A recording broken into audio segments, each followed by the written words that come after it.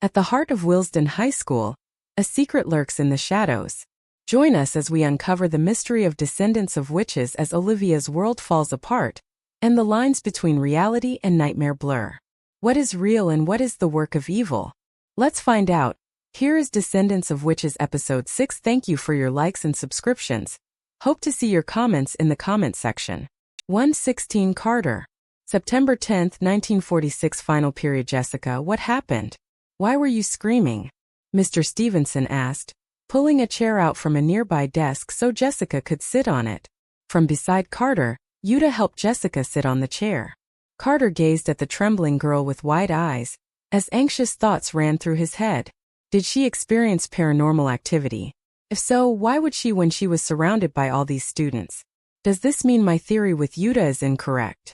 During homeroom earlier this day, Yuta and Carter discussed their new findings. Carter informed Yuta that he didn't experience any paranormal activity over the weekend, which they found remarkably odd. They even asked Ronald to confirm and he claimed that he didn't either.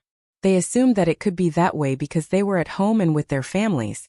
Carter concluded that the paranormal activity must only occur when a marked person is alone, and usually at school, based on the information they had. He impatiently waited for the other students to leave Jessica's side, so he could ask her questions and further investigate. I'm sorry, Mr. Stevenson, Jessica mumbled, her arms and legs still quivering from the sudden shock.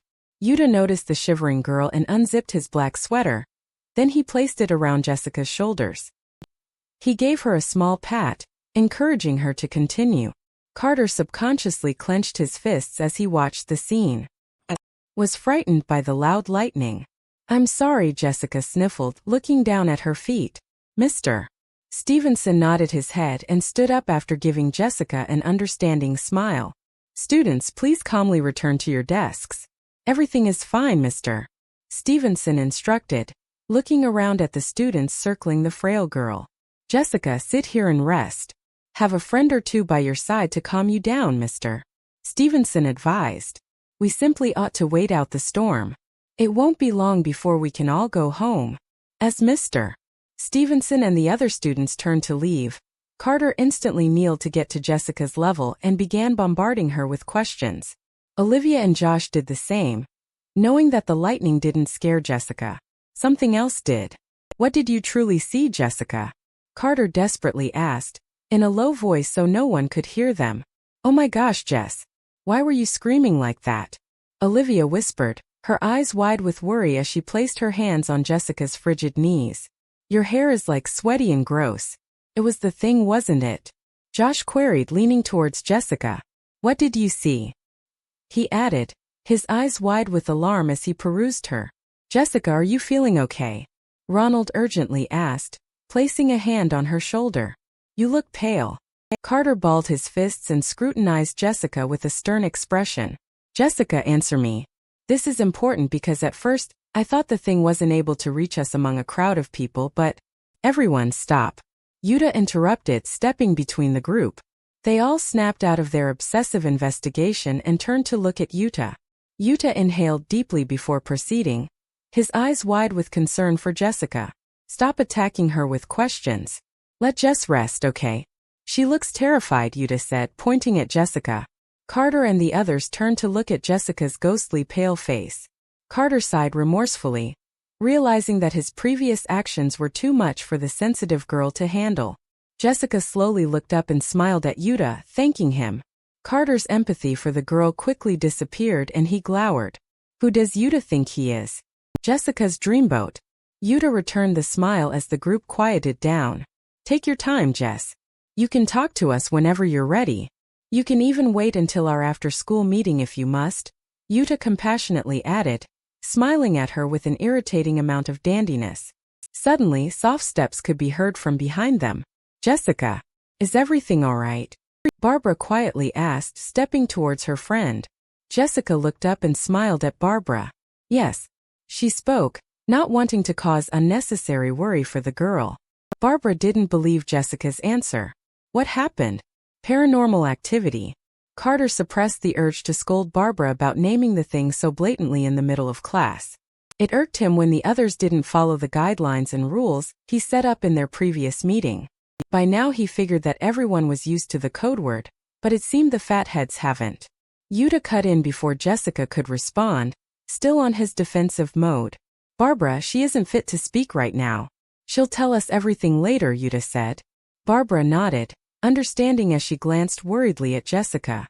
Jessica shook her head, as confidence built up in her. I think I'm ready now, Yuta. Thanks, she said after inhaling deeply. Carter promptly leaned in, his silver eyes wide with excitement. Finally, the 6 standing students swiftly grabbed a chair and circled Jessica, preparing to listen attentively. Jessica began talking after a moment of hesitation. I was sitting at my desk about to do the activity. Then, a girl approached me asking me to be her partner. I agreed, but I didn't have time to get a good look at her. After a while, I turned around and saw her. She was the same zombie girl I saw on the first day of school. I was screaming because I sincerely didn't expect her to come back. It has been a week since I last experienced paranormal activity, so I figured I was safe, she quietly explained, fumbling her hands as she relived the memory. Jeepers, Carter murmured, propping his elbows on his knees. He clenched his eyes as he thought deeply about the new information. When Carter opened his eyes, the group was still silent, deep in thought. Out of the corner of Carter's vision, he noticed a blonde boy staring intently at the gathered crowd. Jessica bit her lip. Did any of you happen to see what I saw? She asked, hoping for a response. They all shook their heads in dismay. Well, this confirms it. The thing can occur to us at any time, anywhere. There's no rule restricting it from attacking us, Carter pointed out, biting his lip intensely. We're marked. There's no escaping it. Nothing will keep us safe from the thing. The group agreed with Carter's logical reasoning, despite the anguish of his comment. Carter glanced around the classroom to ensure that no one was listening. He watched as the football team was horsing around on the right side of the classroom. The rest of Olivia's squad was in the center of the room gossiping. Behind them, the loners of the class were quietly doing their homework, blocking out the commotion around them. So this means that even though you are all marked, none of you can see the other's paranormal experience, Yuta commented while Carter's gaze was distracted. Carter glimpsed at Mr. Stevenson, who was at the front of the classroom, nonchalantly marking papers. He didn't seem to be paying attention to the clamor going on in the classroom. Good, Carter thought. Carter glanced around once more and noticed Jimmy lingering around their group, possibly overhearing their conversation. Frustrated, Carter leaned towards the circle and spoke in a hushed voice. Speak quietly, okay? Use our code words, he instructed, gesturing towards Jimmy. Olivia clicked her tongue and flipped her hair, irritated by any logical suggestion Carter made. Then what the hell is Barbara doing here? She asked, pointing at the outlier of the group. Everyone shifted their gaze towards Barbara, who was sitting anxiously across from them. She seemed uncomfortable by the sudden attention on her, so she squirmed in her seat. Barbara's marked too, Yuta informed. Jessica said she'll explain in more detail during our meeting. Olivia gaped at the shocking news. No way. She turned to glower at the agitated girl. She's like lying, Olivia suddenly claimed, glaring at the poor girl. Josh changed the subject before anyone could correct or protest against Olivia. This is confusing me. How long has Barbara been marked? He asked, peering at her marked palm. Just recently, Jessica replied. Yuta, Carter, and I happened to stumble upon her after she experienced the thing. That's how we found out, she quickly explained. Ronald raised an eyebrow. So does this mean anyone can get marked? Simply by chance? He questioned. I suppose. Carter hesitantly replied. Suddenly, an unexpected voice chimed in. What are you talking about? Jimmy asked, adjusting his glasses. Everyone turned to look at him, and his question was met with shocked silence. What's the thing you're talking about? And the marks? What's that? Jimmy added, in his childish voice that Carter found extremely annoying. Olivia widened her eyes dramatically. We used code words. How does he know? She exclaimed in a tone that Carter couldn't tell was authentic or not. Jimmy, why were you eavesdropping on our conversation? Carter sternly asked, standing up to face the short boy. He was significantly taller than his classmate, which caused a surge of pride to course through him, as it seemed he was asserting dominance over him. Jimmy shrugged, unbothered by the whole snooping situation. Y'all are crowding around her like it's something serious, he explained, digging his fingers deep inside his nostrils. Carter winced as the others stared in disgust, realizing they never talked to Jimmy before this. What exactly did you hear? Carter inquired, deciding to look past the nose-picking. Jimmy thought intently for a moment before answering. During this awkward silence, Carter tapped his feet impatiently. Finally, Jimmy looked up, his hazel eyes beaming. Jessica said something about a zombie. Then y'all were saying the word thing and mentioned being marked. Jimmy nonchalantly relayed, not fully understanding what it all meant. But Carter bit his lip, knowing he had to act smartly or else they would be screwed. He turned to look at the rest of the group. Let's tell him, he whispered, aware of the many people in the classroom that could be overhearing their conversation. Everyone stared at him in shock, their mouths agape. Are you an idiot? Josh hissed. You're the one who said we shouldn't tell anyone outside of the group about this, Olivia remarked, pointing out something intelligent for once. You're cheating us just as Mary Astor did to her husband a couple of years ago. Ronald nodded his head, agreeing. Jimmy isn't even marked. Right, he said, scanning Jimmy for confirmation. I don't know of any marks on my body, Jimmy replied, shrugging and twitching his button nose. Actually, never mind, I do have a mole or two. Cut aside. He already overheard important details. If we explain the situation to him, he won't go around telling people. He could even be useful, Carter protested. He turned to look at Jimmy and decided to test him. Jimmy, I'm going to tell you something extremely serious. Do not tell anyone else.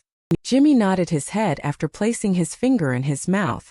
Carter didn't want to think about the fact that the finger possibly had a clump of green germs on it. I don't think we should trust him. We barely know him, Olivia remarked, huffing as she crossed her arms. Carter sighed heavily, ignoring Olivia and taking a leap. All of us here except Yuta have been experiencing strange phenomenons. After we experienced it for the first time, these marks appeared on our right palm, Carter vaguely explained, outstretching his palm for Jimmy to see. It's up to you whether or not you believe us, however. I would like to hear your opinion about it, he added, purposely omitting certain points. Jimmy thought deeply for a moment. What strange phenomenons are you exactly experiencing? He questioned while analyzing Carter's hands. Jessica gave an example from her experience. Just now I saw a zombie girl, although no one but me could see it, she briefly explained. Jimmy sniffed his stuffed nose. When exactly did you start experiencing these bizarre phenomenons? On and after the first day of school, Ronald chimed in. Suddenly, a huge childish grin slowly grew on Jimmy's small face. That sounds like something out of a paranormal horror movie, he commented giddily. Everyone looked at him with wide eyes while Carter smirked. We didn't even have to tell him that what we are experiencing is paranormal. These triangular marks on your hands have the date of the first day of school, which was exactly 1 week ago, Jimmy continued, looking up after inspecting the symbol. There's a correlation between all of you, the marks, and the school, Jimmy suggested. That's my theory if you're not making this whole thing up, he added, shrugging. Carter grinned proudly. See, Jimmy is a brain box and he can help us. He figured out and came to the same conclusion as us within minutes, even with the little information I gave him.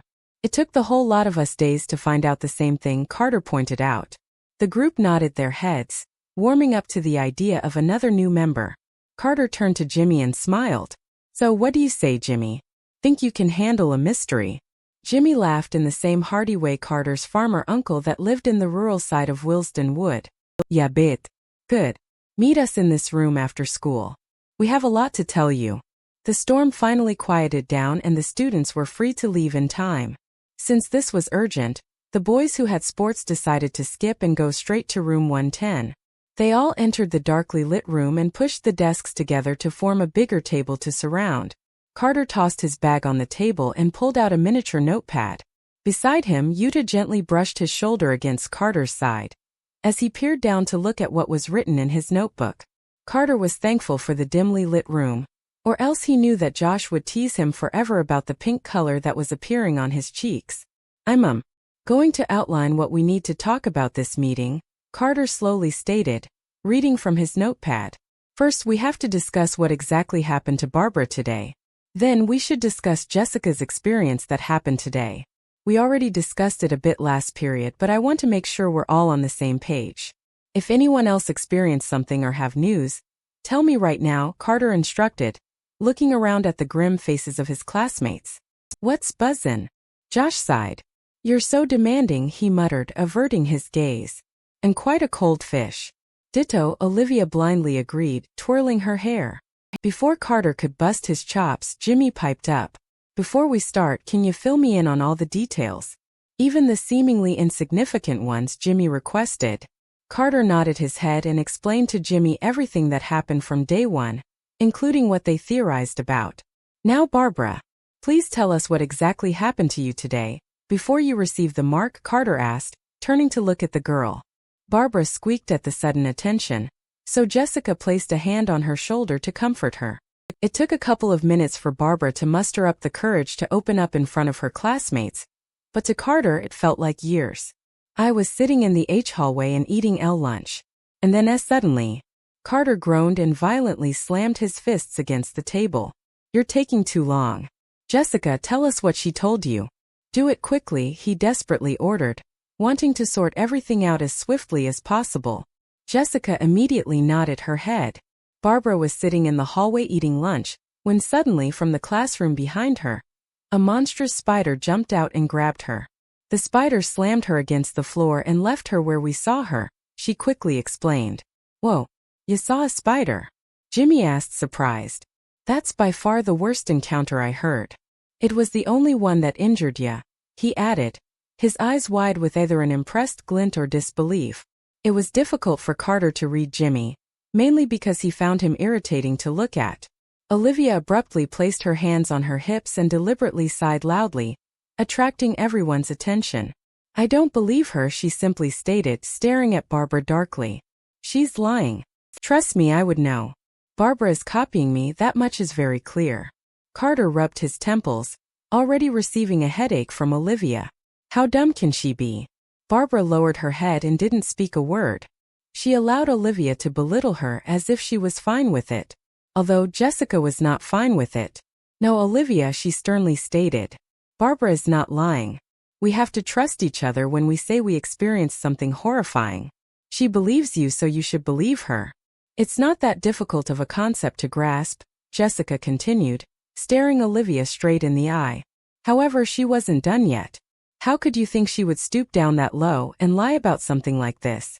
Honestly, I wouldn't be surprised if you're the one lying, Jessica added, with a no-nonsense tone. From across the table, a hurt expression appeared on Olivia's face. She seemed to be wondering why her best friend was talking to her this way. She stood still and was speechless for once. Carter had to admit that Jessica was being competent these days.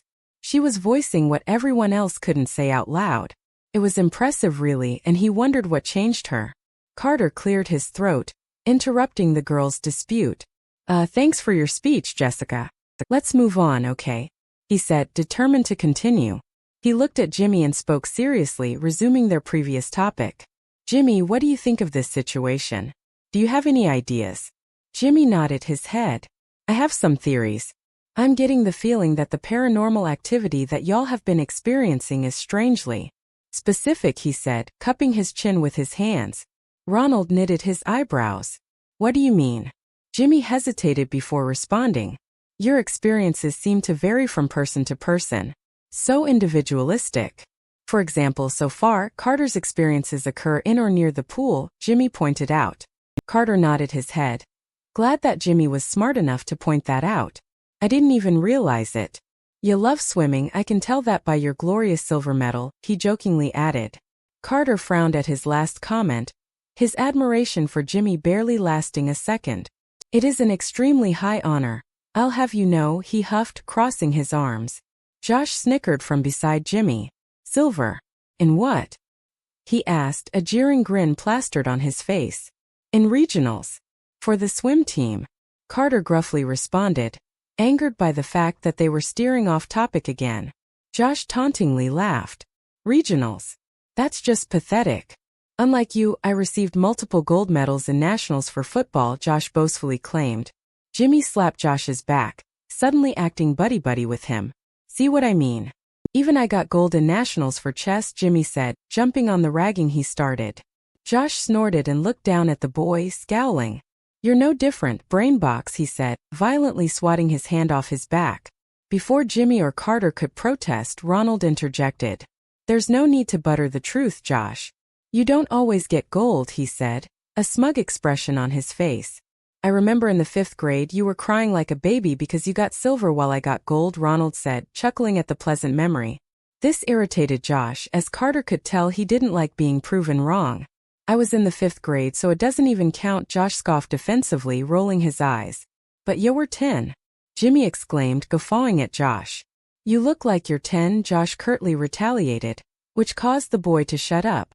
Enough, you scrags, Jessica said, placing a palm over her forehead. What Jimmy had to say before was interesting, but of course you had to ruin it with your grandstand contest. If we want to understand what the hell this thing is, we have to work for it, she exclaimed, shaking her head at the boisterous boys. Yuta nodded his head in agreement. Jess is right. Let's get back to work, he said, smiling at Jessica. It was as if he was proud of her for speaking up. Carter clicked his tongue and scowled, but had to agree. Jimmy nodded and continued explaining his theory. Well, we know it's likely that someone or something is causing your paranormal experiences. I think this person or thing knows each of you enough to target something personal like your weakness, Jimmy explained, looking around the group to make sure they were following. My theory is that the paranormal activity takes on a different form for each marked person to reflect something about them. Of course, I could be wrong. Carter shook his head. No, that's the best brainchild we've gotten in a while, he said, biting his lip as he digested the possibility of that concept. Numerous thoughts ran through his head as he anxiously recalled the occurrences he and the others faced. But why? For what reason would the thing want to do this to us? Jessica asked skeptically. Jimmy shrugged. Possibly for the simple reason to terrorize ya folks. Although I know as much as y'all do. All we can do is theorize and act on the leads we got. I believe in Jimmy's idea about the situation, Ronald said, shrugging. He may be wrong, but it's smarter than anything the rest of us could come up with, he continued. Although I have to ask, Jimmy, why did you quickly believe us when we said the paranormal activity was occurring to us? Jimmy chuckled. There's no way I couldn't believe ya. Look around at all of us. There's no way a group like this would band together if the situation wasn't dire. Plus, you have those weird symbols on your hands. You can't just make that stuff up, you know? Everyone nodded their heads in unison, agreeing. They understood how bizarre and unreal it appeared. But 6 of them had the first-hand experience, and by no means was it fake. Jimmy turned to look at Barbara, who was solemnly standing beside Jessica. Barbara, you said you encountered a big spider. Is it possible that you're scared of spiders? He inquired. At first, Carter didn't understand where he was getting at with that question, but soon he caught on. Barbara looked up and shook her head. No, I'm not scared of normal spiders. Although that big one has scared me, of course, she explained, grimacing at the memory. Carter and Jimmy shared a defeated glance. Damn it, Carter mumbled. Perhaps it's a deeper weakness, he suggested, narrowing his eyes as he deeply thought. Josh scratched his head, puzzled. Why did you ask her that? As I said, from what I think, the paranormal activity seems to be a manifestation of each of your weaknesses or something of the sort, Jimmy proposed. Barbara seemed to be the easiest to pinpoint since a lot of people are scared of insects. But I suppose I was wrong. True, but I don't think the thing is attacking unusual weaknesses such as a phobia. It's probably something simpler, Josh pointed out earnestly. Perhaps a fear. Barbara quietly suggested, raising her hand in the air tentatively. That could be it, Carter exclaimed, snapping his fingers excitedly. Jimmy nodded his head. Okay, let's try and test this piece to see if it fits. Josh, what's your fear? He turned to ask the taller boy for confirmation. Josh gave Jimmy a disdainful look. I have no fears. And even if I did, like hell I'd tell you be. Oh, Carter suppressed a groan. Josh, you're not being helpful. What about the visions you said you were having? What exactly did you see? Josh pursed his lips and shrugged. A blinding light and the outline of 2 females, he briefly stated, unsure of what it meant. Ronald snickered from the side of the table. So you're scared of girls? He sarcastically joked. No, Josh shouted, nervously glancing at Olivia. She had been so quiet that she didn't care to attack Josh with annoying questions about those female figures. What Jessica said to her earlier seemed to have a significant impact on her. Jimmy sighed, distressed. This is going nowhere, he groaned, placing both hands over his head. Y'all either don't know your true fears or you're too embarrassed to say it out loud. Carter had to agree with that statement.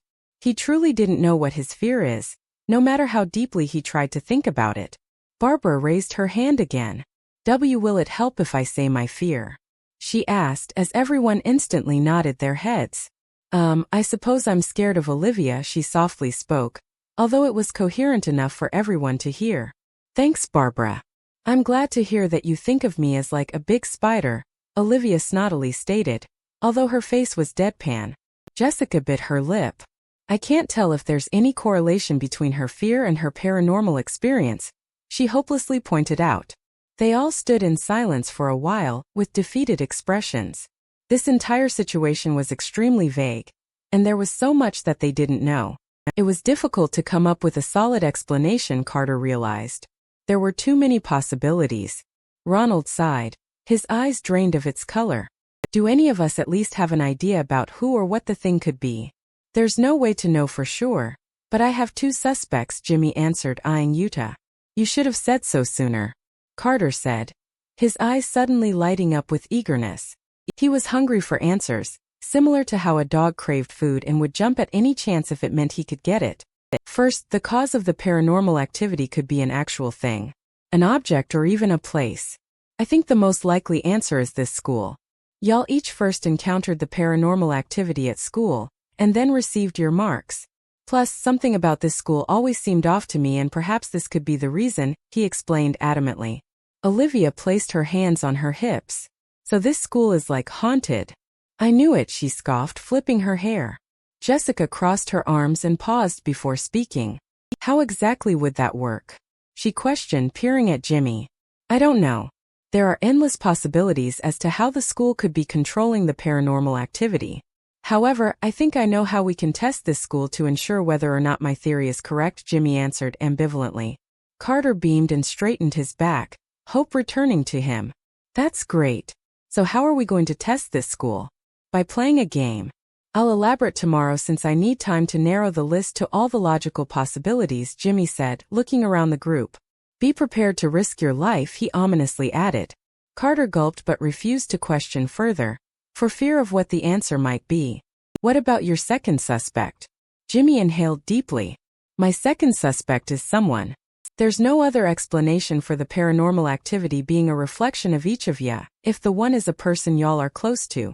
It has to be someone who knows all of you personally and possibly know your fears or weaknesses, Jimmy explained. Well, who do you think the one is? Jessica asked.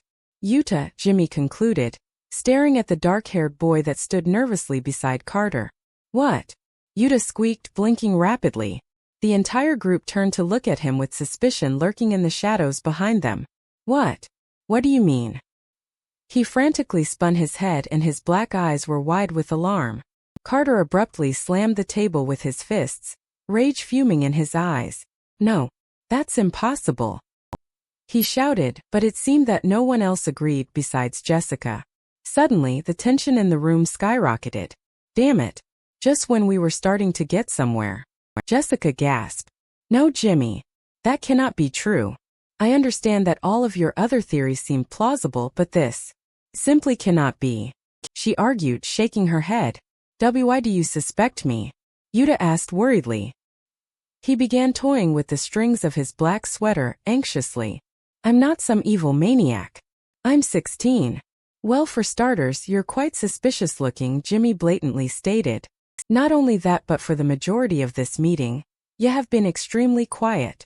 It's as if you either don't want to put your 2 cents in or you're purposely not talking as to avoid telling us something you don't want us to know, Jimmy argued. Carter clenched his fists, feeling irritated by the certainness Jimmy had about this theory. Ronald nodded his head. Now that I think about it, I've always gotten mysterious vibes from Yuta. He's too quiet. Even Barbara talked more during this meeting than he did, Ronald pointed out. So what? Carter wanted to scream, but the only thing that escaped his mouth was a quiet gulp.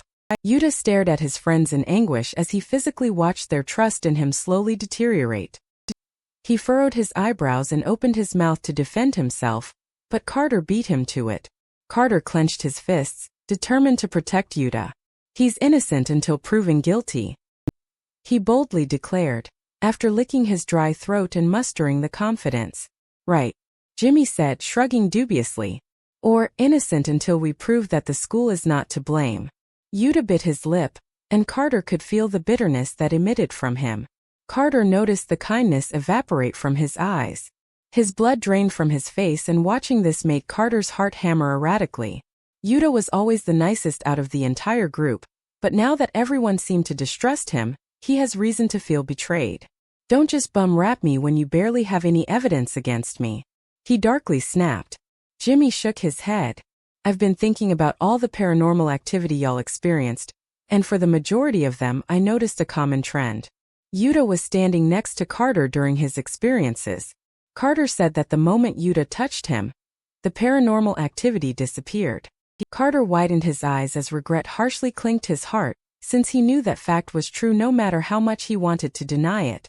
Not only that, but Yuta was also the one who opened the detention door, and suddenly Olivia's experience halted. Yuta was sitting right behind Jessica today when she encountered that zombie, Jimmy continued. It could be possible that Yuta has control over the paranormal activity for some reason. He seems to have the ability to stop it, so why should we dismiss the option that he could be the one starting it? Josh suddenly nodded his head in agreement. I also found it odd that Yuta is the only one of us who isn't marked. That means he never experienced paranormal activity. But for some reason, he's still a part of this investigation. That's not fair, Yuta exclaimed. Jimmy isn't marked either. He recently joined this group and suddenly you all trust him but not me. Plus, there are so many students in this school who aren't marked either. It's not my fault the paranormal activity isn't occurring to me, Yuta desperately shouted. Carter wrapped his hands around Yuta's arm and nodded. Yeah. During the last meeting, he was the one who told us that we should cooperate. For what reason would he deliberately want to terrorize us, when he just wants us to be friends? Carter disputed. Plus, your evidence is weak, Jimmy. It could be an entirely different force that halted our paranormal experiences, and Yuta just coincidentally happened to be there. He didn't even know or was near Josh and Ronald on the first day of school, so how would he have the time to make them experience paranormal activity? He rambled, urgently wanting to take the blame off Yuta. Listen, Yuta. I don't hate you at all. I'm just saying that half the signs are pointing towards the school and the other half are pointing towards you, Jimmy said, shrugging as he adjusted his glasses. Carter resisted the urge to smack Jimmy's spiteful glasses off his face. He's so full of himself. That's only true if your first theory is correct, Jessica smartly cut in, her blue eyes piercing Jimmy furiously. Who's to say that the truth is entirely different? Yuta nodded his head and stepped closer towards the table, cornering Jimmy. Yeah, you can't just blame me because none of us has a better theory. Carter gritted his teeth. Jimmy, what you're proposing doesn't make a difference, he protested. It doesn't change the fact that we don't officially know anything, and this all just speculation. Jimmy sighed and nodded. True. Tomorrow we'll test the school as planned. Whatever the outcome is, we'll decide from there. No need to turn our backs on each other. Yet, Carter inhaled deeply before grudgingly letting his tensions go. Dismissed, he grumbled as everyone walked away with heavy hearts. He turned to look at Yuta and pity surged through his veins. His black eyes were a bottomless pool of darkness and there was a bundle of sorrow swimming in them, which made Carter want to dive deep and help him. His eyelids drooped and there was a slight lolling to his head, and Carter instantly knew he was fatigued. Yuta was usually like this after swim practice, although even then his eyes would be bright with energy. Simple things tired him out and Carter usually found it adorable, but this pained him. Even his limbs bore the appearance of being too heavy for him, which began the moment more than half the group raised their hands against him. Before Yuta turned to walk away, Carter tugged his sweater and placed both his hands on his shoulders. Don't worry, Yuta. I trust you, he assured the somber boy. Yuta gave him a weak smile and gratefully embraced his friend. Thanks, Yuta muttered as Carter's cheeks heated because of the sudden warmth. Carter forced himself not to be too blind-sighted by his embrace. As much as Carter wanted to dismiss it, he couldn't help but feel slightly wary of Yuta. He blamed Jimmy for placing this doubt in him, for he never would have imagined thinking of his best friend in this light before. Although Carter had to take into account Jimmy's hypothesis, He simply wouldn't blame Yuta for no reason since Jimmy is smart enough to know better. If he had a suspicion, it was best to at least try and acknowledge it. Yuta is new to Willesden, and the day he started school here, the paranormal activity began. I'll keep an eye on him, Carter reminded himself, as the two walked out the door. 1:17 Olivia. September 10, 1946. After school, Olivia walked out of room 110 alone. Josh was quarreling with Ronald behind her. Carter and Yuta stayed back for a couple of minutes to talk about something Olivia couldn't care less about. Jimmy had run off to his stupid chess club, and Jessica was walking with Barbara, of all people, side by side in the hallway. Olivia watched the girls chat merrily as her inner peace shattered. The only thing on her mind was the harsh words Jessica spoke to her during their meeting. It was painful yet true and caused Olivia to rethink not only her actions towards Barbara but also Jessica. Although she didn't fully understand why Jessica wanted to leave her, she knew that Jessica hates her. It became quite obvious after today's meeting. The menacing feeling that someone you trusted the most doesn't admire you back in the same way is like none other. Recently, Jessica spoke to Olivia as if she were a stranger when for the past few years they've been as close as two people can be. It's like she will look into her eyes and say whatever will hurt the most. And since they know each other so well, that isn't hard to come by. Olivia weakly called out as she rushed next to Jessica. She wanted to talk to her and possibly apologize for whatever wrongdoing she committed.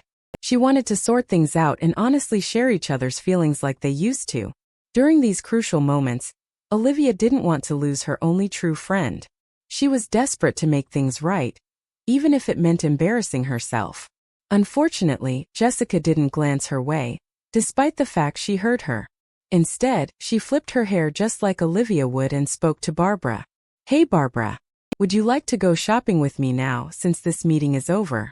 We don't have to buy anything since I'd rather window shop," Jessica said, grabbing Barbara's hands. Barbara eagerly nodded and whispered a response that Olivia couldn't care to hear. At that moment, Olivia would have rather Jessica took a knife to her skin than speak those cold, indirect words. Window shopping of all things. That's what we would do. Olivia's eyes shifted to the side and became glazed with a glossy layer of tears. She was too shocked to cry out or wail. She just stood there as still as a statue while the magnitude of her loss swept over her. How could she? I thought we were friends.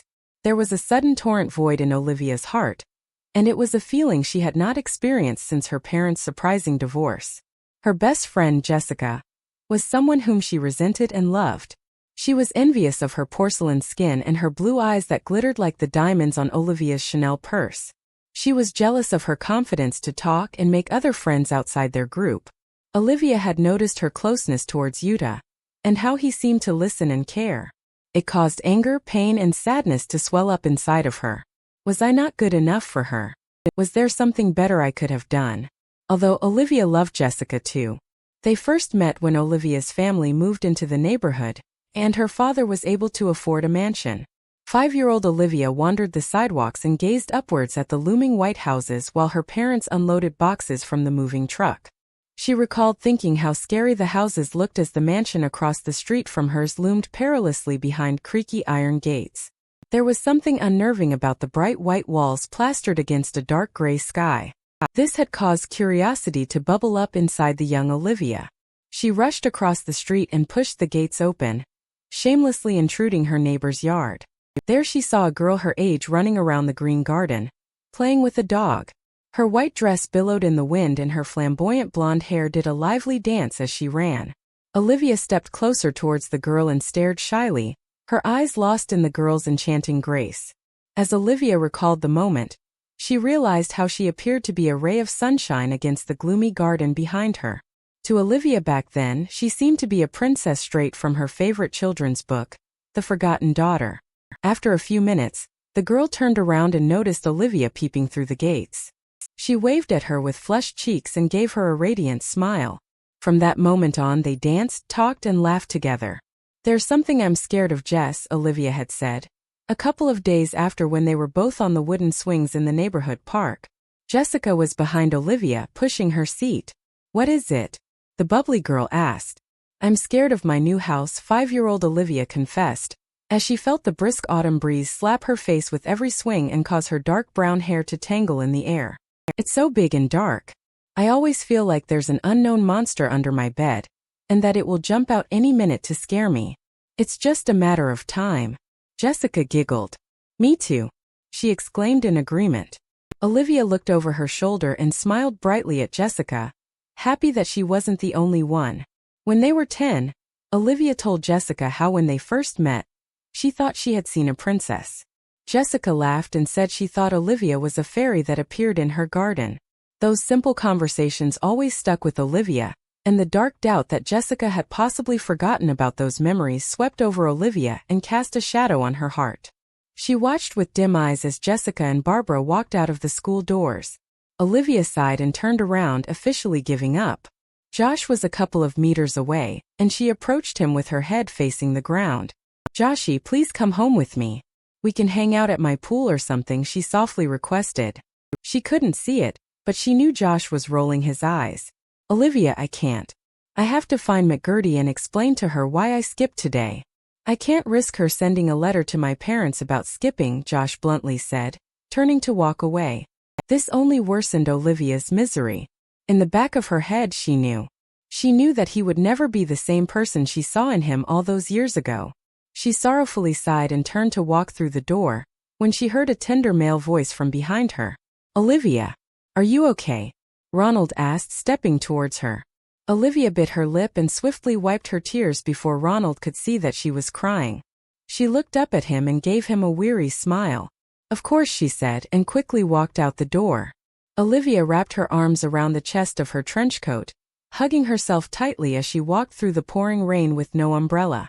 She quietly listened to the lethargic pattering of the dancing drops on the ground below her, and from the road beside her, their more agitated cousins, dripping as if their sole purpose was to bring a sense of misery and discontent to the day. And as the rain became more intense, it began to soak the bottom of Olivia's pink heels to a glossy shine, pouring dirty water into her open shoe. Normally, she would frustratingly curse at the sky for doing that to her. But today, she was somber. This loneliness felt like a vice on her heart, squeezing with just enough pressure to be a constant pain. It killed her with every passing minute, taking what was once her inner light and replacing it with the darkness that overshadowed each moment. It was the fuel of her nightmares, the reason she struggled to breathe when a new shock came. The sky held nothing but the promise of more storms. All she wanted was Josh's arm around her shoulders, but it never came. So her world became cold and empty, a slow poison for the soul. She wanted Jessica to walk alongside her, but when she saw her walking alongside someone else, life was isolating. She felt like the loneliest girl in the world.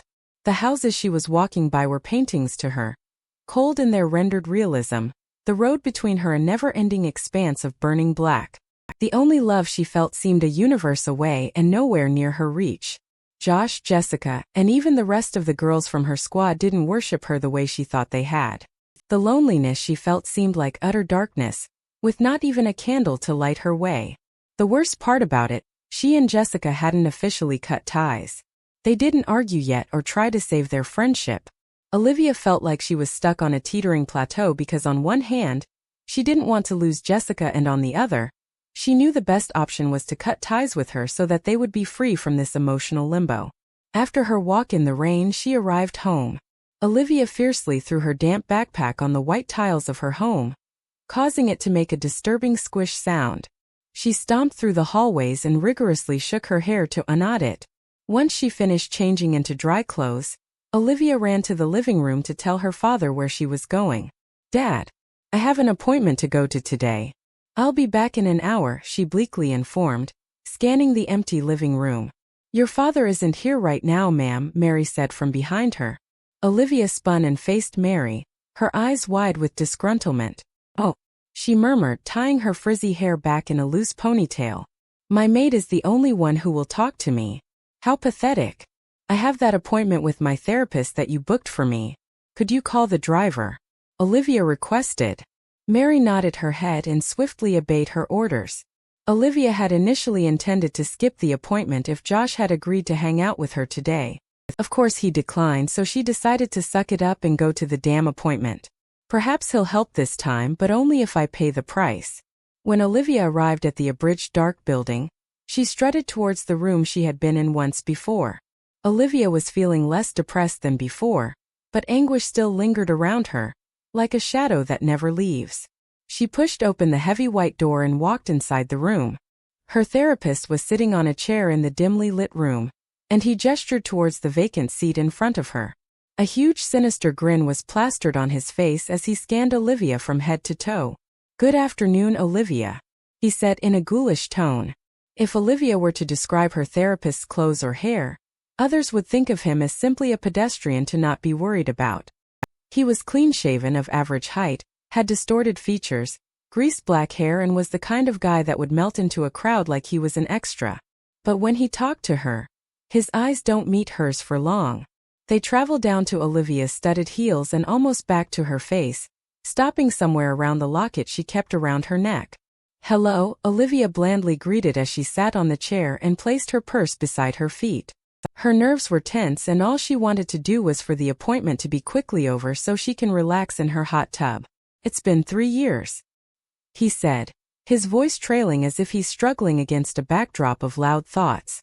His shadowy eyes twinkled and his crooked teeth glinted at Olivia when he smiled. Olivia nodded and slumped in her chair. "Yes.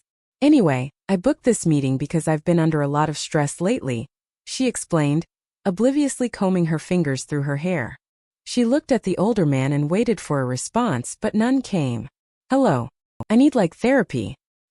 He quickly snaps out of his lurid daydream and smiles at her like a guilty child. "Of course. First, tell me what's bothering you," he said, his obscure eyes never wavering off of her. Olivia inhaled sharply before responding. "My best friend Jessica hates me. I don't know why, but she ditched me for the flub of my group. We've been friends for years. Why would she do this?" she ranted, spilling her feelings as they piled up on the floor, yearning to be fixed. Her therapist did not intend to pick them up. "To understand why your friend hates you, tell me about your relationship with her," he said, after quickly glancing at the clipboard that was clutched in his hands. "Well, we've been friends since I moved into the same neighborhood at age 5. Now that I think about it, I always made her do things for me like pushing the swing and not letting her on it. Frankly, it's not that serious," Olivia said honestly. She flipped her hair before continuing, realizing she had to be more specific. "I did a lot for her, but she seems to choose to ignore it. One time when we were 10 years old, Jessica ran across the street and rang my doorbell.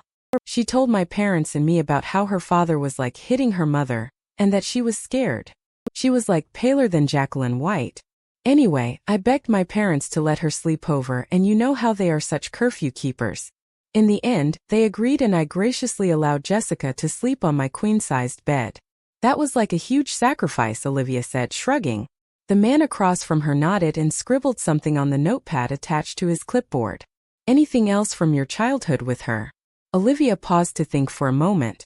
"I also remember the day Jessica's dad died," she said softly. Her already sullen eyes drooped at the memory. "We were 13.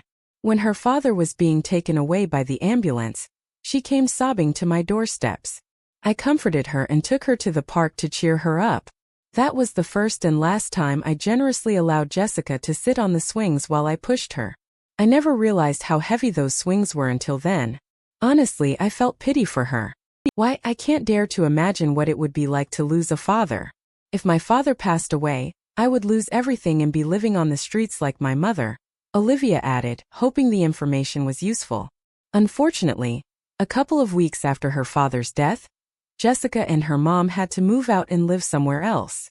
The details on why they had to move were hazy, but I simply assumed they were mourning and wanted some time alone. At least Jessica's family didn't lose all their wealth due to her father's death. Or else they would be in a terrible living situation right now, Olivia continued. "See, I'm concerned about her." There was a moment of silence as Olivia thought deeply about that day. "Oh, I remember the day Jessica moved out for another reason. It was the same day I had to choose between my parents, as you know," Olivia added. "Jessica comforted me too the next day at school. So I don't understand what the problem is now." "Remember our last meeting?" the man suddenly asked, propping his elbows on his lanky knees as his eyes twitched. Olivia nodded her head and nervously twirled the locket that was around her neck. "Yeah.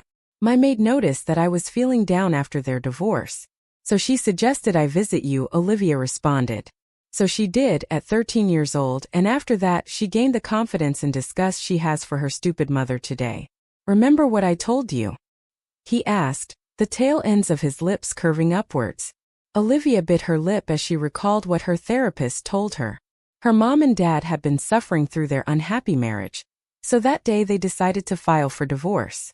The news shocked Olivia as she had not seen it coming. However, what shocked her more was the fact that she had to choose between her father and mother. It resulted in many nightmares and struggling to stay content. I remember you telling me to choose my father because he's the moneymaker of our family, and without him, I would lose everything and end up living on the streets, Olivia recounted. Right. Because without that money you would have no future. You have a lot of potentials, Olivia. He said, repeating the same words from their last meeting. I see you doing a lot of things in the future. You were right, Olivia admitted nonchalantly. My mother turned out to be just that after leaving my father. Poor and living on the streets. What a priss, Olivia remembered thinking, as she passed her mother sitting on the sidewalk with only a ragged blanket to comfort her, 2 years ago. She tightened her grip on her father's hand, knowing fully well that would be the last time she would see her mother. Thinking back on how depressed she used to be in the months following her parents' divorce, Olivia had to admit that her therapist's advice worked. Blaming her mother for everything seemed to lift her spirits. She practiced that remedy on everyone below her. It worked like magic. Do you see, Olivia? The man asked, leaning closer towards Olivia. Olivia arched an eyebrow, not seeing anything else besides a rather unattractive man in a dark room. It's not your fault. There's nothing about you that needs to be fixed. It's her. Just like it was your mother back then. This Jessica girl is no good for you. He whispered, and Olivia could smell his salty breath. She widened her eyes. Oh, that makes sense, she mumbled, believing the therapist. The therapist nodded his head and grinned widely, the details of his face always seemingly blurred. Especially when he was this close to her face. This wasn't the first time. Should we do the breathing exercise? He asked. Olivia shrugged. Whatever. Count to 3, then take a deep breath, Olivia. He ordered. Olivia obliged. After a couple more breathing exercises, they were finished. So, do you have all the answers you need, Olivia? He asked, her name rolling off his tongue in an eerie and unnatural manner. He abruptly began respiring heavily, his short pants full of lustful greed. Olivia nodded and reached for her purse. Yes, I'll pay. Thanks, she said, pulling out a couple of $100 bills.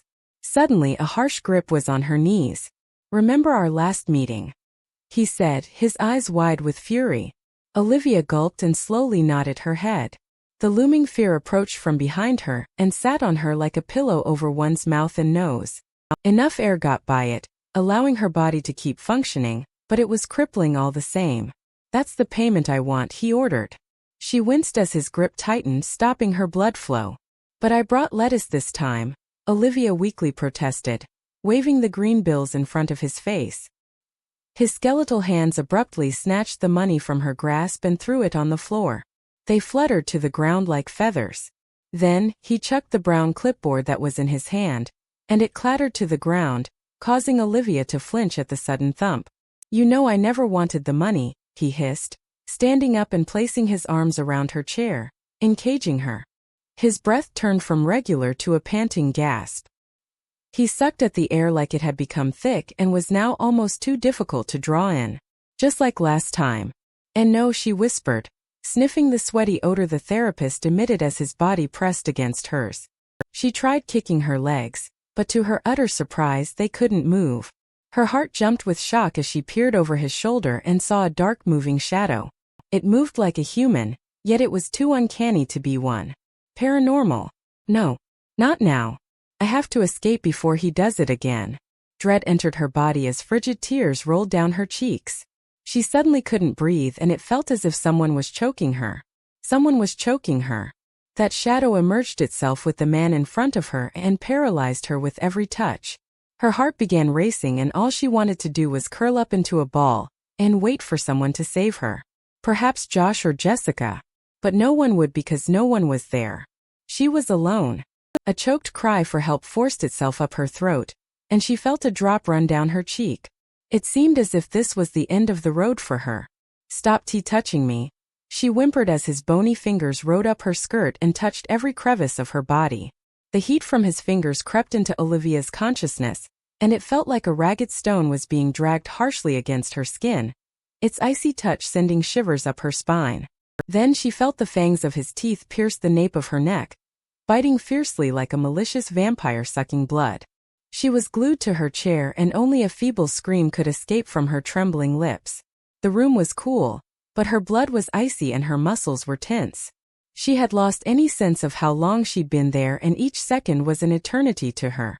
Panic flew through her veins like a carp through a rapid river, but she couldn't move a single muscle, and not even her mouth could form a scream anymore.